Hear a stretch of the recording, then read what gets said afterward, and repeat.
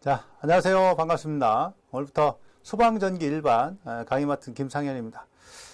소방전기 일반은요, 여러분들이 공부를 좀 잘 해주시는 게 뭐냐면, 나중에 이제 소방 실기와 관련되어 있고요. 그리고 실무에 가서 설계와 관련된 일을 하실 때 굉장히 중요한 그런 역할을 담당하게 됩니다. 그러니까 여러분들이 설계 능력이 되려면요, 계산을 좀 하셔야 돼요. 그러니까 그거에 이제 초점 맞춰가지고 어떻게 실무에 적용되는가 이번 시간을 통해서 간략히 말씀드리고요. 그리고 소방전기 일반을 어떤 식으로 전략적으로 공부해야 되는가 그런 부분도 말씀드릴 테니까 잘 보고 따라와 주시면 됩니다. 자, 그러면 화면 갖다 보시고요. 자, 들어가 보도록 할게요. 자, 지금 이제 보시는 거는 실제 우리 이제 실기에 관련된 부분이고요. 또 실무에도 적용되는 그런 부분입니다. 자, 전원이라고 표현된 거는 이제 어디냐면은 바로 이제 수신기 쪽 얘기하는 거예요. 수신기 쪽 전원이고요. 보통 우리가 쓰는 것이 DC 직류 전원이고요. 24V를 씁니다. 근데 무조건 24V가 아니고요. 12V짜리도 있다는 거. 자, 그런 부분 좀 알아두셔야 돼요. 그 다음에 요 딜레이는 어디 거냐면 바로 이제 수신기 안에 들어있는 겁니다. 그러니까 웹에서 감지기나 또는 이제 발신의 신호가 들어오면 딜레이 거쳐가지고 화재 신호를 다 받기 때문에 딜레이 저항이 들어가고요. 그리고 요 배선 저항은 뭐냐면은 이제 선로 저항이라는 거죠.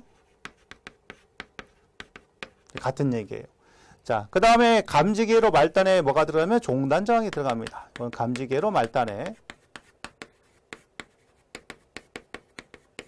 자, 이렇게 들어가 있고요. 그 다음에 감지기가 이렇게 부착이 되어 있어요. 자, 이거는 대표 하나만 그려놨는데, 자, 이런 식으로 해서 감지기를 또 부착을 할 수도 있어요. 자, 근데 감지기를 갖다 이렇게 부착을 시킬 때 무한대로 부착할 수 있는 게 아니라 뭐가 있냐면은 감지기도 기본적으로 전기를 쓰기 때문에 자, 많이 부착하면요. 전압 강화 때문에 감지기가 동작을 못하는 경우도 있습니다. 자, 그러니까 어떻게 되냐면 기본적으로 감지기에서 사용되는 전류를 갖다가 여러분들이 계산해가지고 감지기를 몇 개까지 부착할 수 있는지를 계산해야 돼요. 자, 그런 것들이 기본적으로 결정이 되는데요. 자, 그러면 여기서 한번 해석을 해볼게요.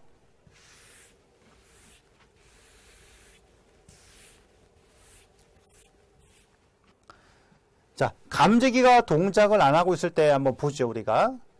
네, 여기 이제 플러스 마이너스고, 자, 전류가 이렇게 나옵니다. 자, 나와서 여기서 이렇게 갈라칠 텐데, 이 부분은 이제 감지기가 동작 안 했으니까 끊어진 상태에 개방이 되어 있다 보니까 전류가 흐르지를 못해요. 여기는. 어디로 떨리면 종단 저항을 거쳐서 선로 저항을 거쳐가지고 다시 이렇게 수신기로 들어가게 됩니다. 요때 갖다 우리가 뭐라 하면 수신기가 지금 선로를 감시하고 있다 이렇게 얘기하고요. 요때 전류가 감시 전류입니다. 그러면 감시 전류 갖다 구하는 식은 어떻게 되겠어요? 저항이 하나, 둘, 세 개가 있으니까 자, 우리가 기본적으로 알고 있는 오음의 법칙이라는 공식이 있죠. 전류 I는 뭐니까 R분의 V인데 저항이 3개가 있으니까 자, 그럼 기본적으로 어떻게 되면 되겠어요? 저항이 R1, R2, 그 다음에 R3에다가 V 이렇게 정리를 할 수가 있겠다는 얘기예요.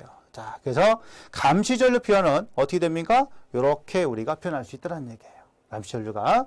그럼 이제 배선 회로 저항이 있고요. 종단 저항이 있고 딜레이 저항이 있고 회로 전압으로 감시 전류를 자, 구할 수가 있겠다. 이렇게 볼 수 있는 겁니다. 자, 그럼 숫자를 넣어서 한번 구해 보도록 할게요. 딜레이 저항을 갖다가 한 500옴 정도 보고요. 종단 저항 같은 경우 우리가 얼마짜리냐면 10kΩ짜리 있어요. 10kΩ. 그럼 요거는 10 곱하기 10의 3승 옴이니까 얼마? 10,000옴이라고 하는 거죠. 이렇게 돼 있고 배선 저항을 갖다가 이제 우리가 50옴이라고 이렇게 가정할 거예요. 50옴. 자, 그 다음에 수신기 전압을 갖다가 24V를 이렇게 한번 놓겠습니다. 자, 그럼 여기 수신기가 기본적으로 감시한 전류는 얼마냐 이렇게 한번 보죠. 계산을 요 수식에다 한번 넣어볼게요. 자, 전압은 24V가 되고요. 그 다음에 딜레이 저항 얼마냐? 500이 되겠습니다. 자, 플러스에다가 종단 저항이 많이 될 거예요. 자, 이거 플러스 배선 저항 얼마 되냐? 50옴 이렇게 됩니다. 자, 그러면 전체로 봤을 때는 얼마가 되냐? 1550이 되죠? 자, 이거분의 24V. 자, 이렇게 됩니다. 그럼 요거는 결과가 얼마? 자, 밀리 암페어 요렇게 나올 거예요. 자, 이게 감시 전류인데 이거는 뭐냐면은 수신기에서 전류를 흘려가지고 선로가 끊어진 데가 있나 없나 확인을 해주는 거예요. 그러면 수신기에 어떤 기능이 있냐면 요런 버튼이 있을 거예요. 현장에 계신 분들은 아실 겁니다. 도통시험 버튼이 하나 있어요. 자, 도통시험 버튼을 누른 상태에서 자, 회로를 갖다가 이렇게 자, 선택을 하면요. 자, 이런 식으로 회로 선택 스위치가 선택을 하게 되면 선로가 끊어진 데가 없으면은 이제 이거는 어떻게 되면 정상 신호를 갖다 보내고요. 만약에 선로가 끊어졌다 그러면 뭐야? 단선 신호를 자, 보내주게 됩니다. 자, 이 원리가 여기에는 감시 전류와 관련되어 있는 거예요. 자, 이런 것처럼 이 소방전기 1번은 우리 나중에 실기와 실무에 굉장히 연관이 많기 때문에 이런 것들은 반드시 정석으로 여러분들이 공부하셔야 되는 그 내용이 되겠어요. 이렇게. 자, 그래서 요때 만약에 전압이 몇 볼트가 지시하냐? 보통요. 지시한 전압은 4에서 6볼트짜리가 있고 2에서 자, 다시요. 2에서 6볼트짜리가 있고 4에서 8볼트짜리가 여기 있습니다. 자, 요 정도 범위에다 지시하면 정상 전압인데 이거는 뭐냐면요. 우리가 전압 부위는 전류 곱하기 뭐가 돼요? 저항이 되겠죠? 전류 방향입니다. 자, 그럼 여기서 이 저항은 뭐예요? 바로 전압계가 갖고 있는 전압계 내부 저항이라는 거예요. 이렇게. 그럼 전압계 내부 저항에다가 요 전류가 무슨 전류가 되겠어요? 감시 전류가 됩니다. 그러면 요 놈하고 요걸 곱해주면 뭐가 나오면 이 전압이 나오는 거예요. 그러면 왜 전압이 다른 수신기 기준이 나오냐면 바로 부착되어 있는 전압계의 지시값, 즉 내부 저항값이 다르기 때문에 전압도 이렇게 다르게 나오더란 얘기야. 그러면 우리가요 실제 나가서 쓰실 때 보면 이게 왜 이렇게 나오는지 모르는 분이 굉장히 많습니다. 왜? 수신기에 그렇게 써 있으니까 그게 나오면 정상인지 이렇게 생각을 하는 거지 계산해 보려고 생각해 본 적도 없고요. 그리고 별로 뭐 알고 싶지도 않아요. 물어보면요. 자, 왜 그러면은 기본적인 이런 개념이 머릿속에 정립이 안 돼 있다 보니까 그런 부분을 시도조차 안 하시는 거예요.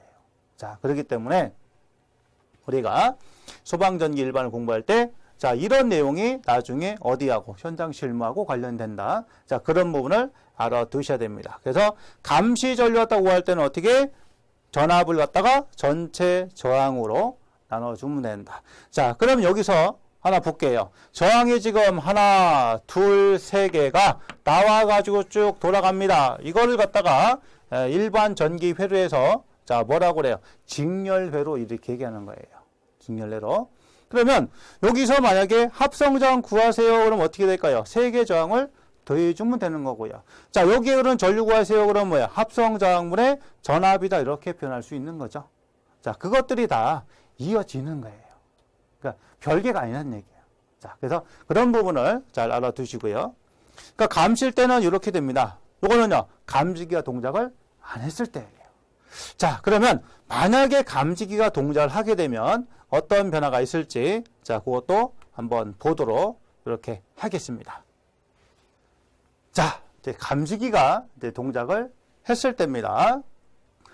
기본 조건은 이제 똑같이 놓고 한번 구해 볼게요. 자, 그럼 감지기가 동작한다는 얘기는 뭐냐면 여기서 열을 감지해가 또는 연기를 감지해가지고 이렇게 붙었다는 얘기예요. 자, 붙게 되면요, 우리가 이걸 갖다 뭐라면 단락됐다고 얘기해요. 자, 그럼 단락이 되면 저항이 거의 없는 상태인 0이 돼버립니다. 자, 그러다 보니까 여기에서 이렇게 전류가 나와가지고 자, 이렇게 가야 되는데 여기는 이제 무려 저항이 10,000ohm이 있고요. 여기는 저항이 거의 없어요. 그럼 전류가 전부 다 얼로 없는 대로 흐른다는 얘기예요. 그러니까 이렇게 흐른다는 얘기예요. 이렇게. 그럼 실제 회로가 동작이 되면요.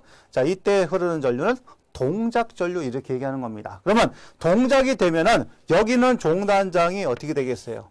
없어지는 것과 같은 똑같은 효과를 나타낸다는 얘기예요. 자, 그러면 무슨 얘기냐면은 종단장이 있음으로써 아주 작은 전류가 흘러버리니까 전류가 흘러도 릴레이가 동작을 안 했어요. 자, 근데 얘가 없어지다 보니까 전류가 갑자기 커져요. 전류에 의해서 여기 있는 화재 릴레이가 동작하고요. 화재 신호를 주게 됩니다. 자, 이게 수신기의 기본 동작 원리가 되는 거예요. 자, 그러면 동작 전류에서는 빠졌죠? 종단장이 빠지게 됩니다. 이해되셨나요? 이런 식으로.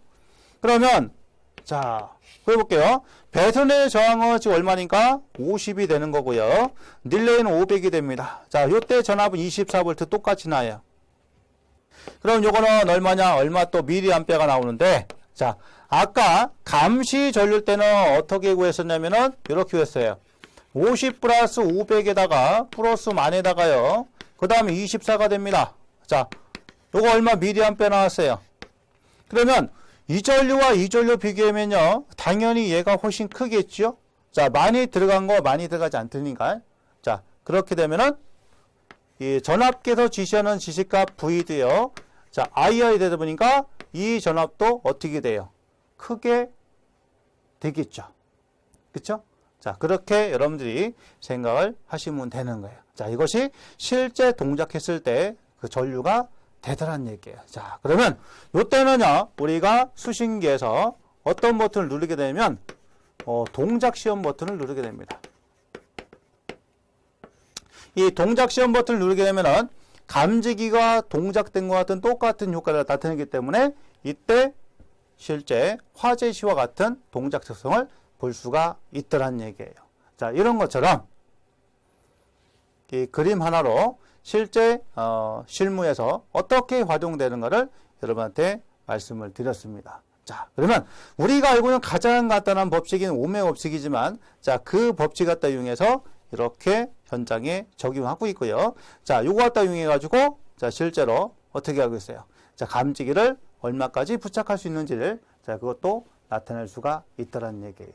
자, 그러니까, 지금 다룬 내용은요, 나중에 여러분들이 실기에도 관련된 부분이라서 잘 해야 되는데, 아하, 소방전기 일반이 이런 것처럼 중요하구나.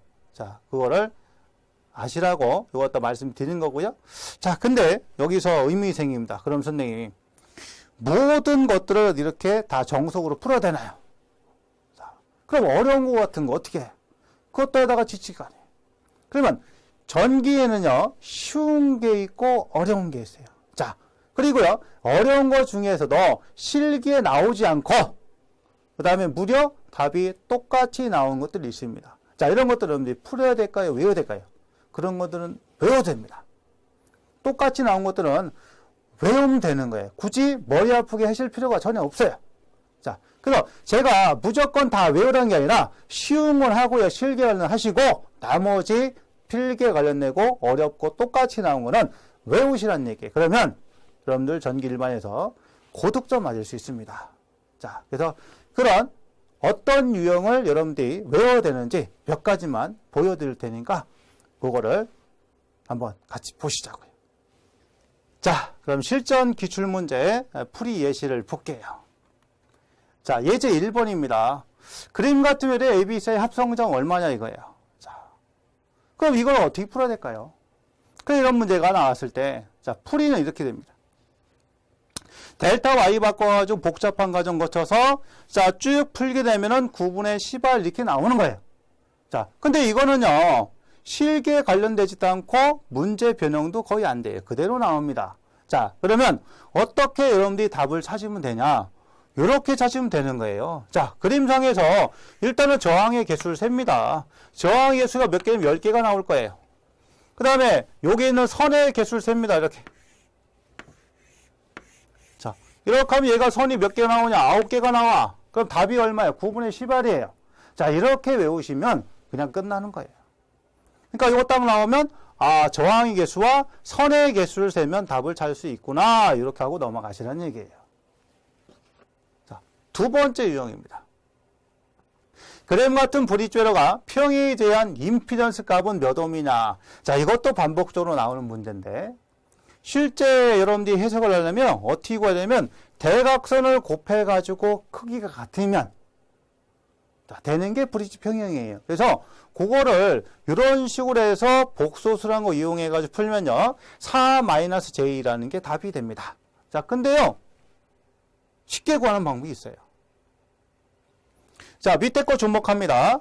3 플러스 j가 있어요. 이 마이너스 j3입니다. 요거의 지금 기본 구성이 어떻게 되냐면 숫자 3하고 2를 갖다가 자리를 체인지를 했어요. 3과 2를 바꾸고요. 플러스 j를 여기다가 마이너스 j로 붙여줬어요. 자, 그러면 요거하고 위에 거하고 똑같은 패턴이야. 자, 2하고 4가 있으니까 여기는 뭐야? 4하고 2하고 자리를 바꿔줘요. 플러스니까 여기는 뭐가 들어가야 돼? 마이너스가 들어갑니다. 자, 이러면 4-j라는 답이 그냥 1번으로 바로 나와요. 그러니까 이렇게가 열심히 푸나. 자, 이렇게 해서 바로 답을 찾으나. 똑같은 게 아니야, 이거는. 바로 답을 찾는 게 훨씬 빠른 방법이 된다는 얘기예요.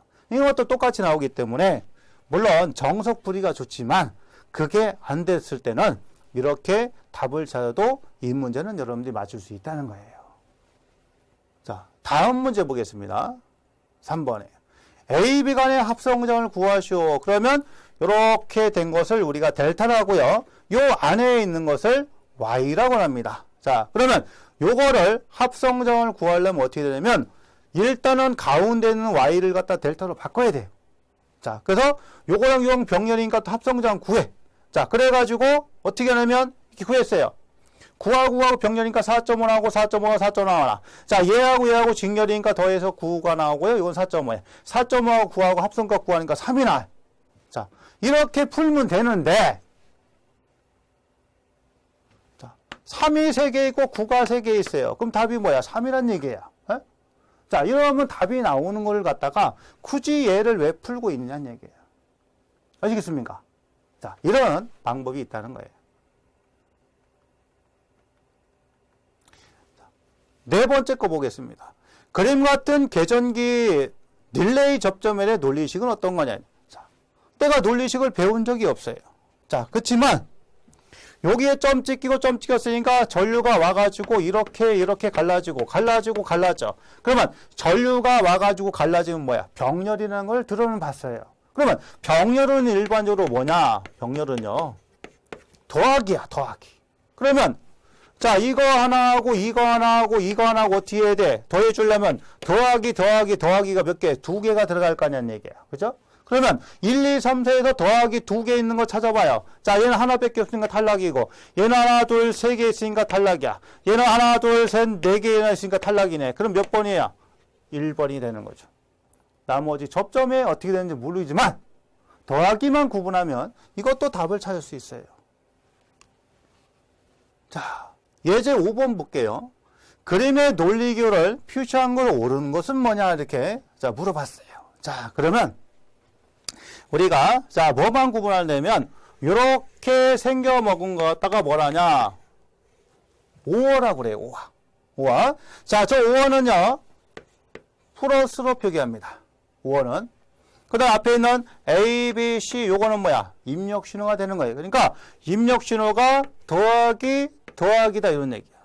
자, 그 다음에 요거는요. 요거는 AND라고 합니다. AND. 그래서 요거는 뭐로 표현하냐? 곱하기로 표현하는데 곱하기 대신에 우리가 많이 쓰는 게 점을 찍어요. 문자에다가. 점. 이러면 A 곱하기 B를 써도 되지만 A.B 이런 식으로 표기를 해주라는 말이야. 기본적으로 봤을 때는. 자, 그럼 보세요. 이제 여기서 자, 이게 하나 들어가고 요게 들어가는데 일단은 더하기가 몇 개 있어요? 2개가 있다는 얘기예요. 더하기가 2개. 그러면 더하기 2개 있는 거 얘는 하나도 없고요. 얘는 2개가 있고요. 얘는 하나밖에 없으니까 땡. 얘는 3개가 있으니까 더 땡이네. 자, 그러면 해당되는 답은 몇 번이? 2번이 된다는 거예요. 자, 이런 것처럼 이게 AND인지 OR인지 정확히 모르고 접점이 어떻게 되는지 모르겠지만은 기본적인 원리는요. 어떻게 해요? AND는 곱하기, OR는 더하기만 알면 1, 2, 3, 4에서 자, 더하기와 곱하기 개수만 따지면 여러분들이 답을 찾을 수 있다는 거예요.